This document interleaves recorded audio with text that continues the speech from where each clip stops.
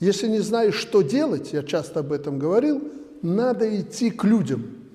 Они подскажут. И если ты не слепой, они могут тебе не подсказать, но ты должен увидеть, что надо делать завтра, исходя из этой жизни. Так вот, западники нам рекомендовали прежде всего многопартийность, потом плюрализм мнений и прочее, прочее, прочее.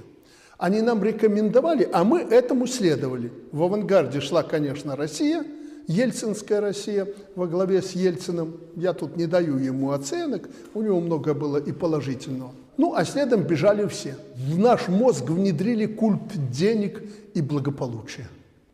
И, знаете, многие, потеряв ориентиры, прихватили самые лакомые куски, чтобы быть благополучным, богатым и так далее. К чему это привело? Вы это знаете, особенно на примере России. Кто мог, кто ближе был к власти, тот прихватил нефть, газодобывающее предприятие, обогатились прилично.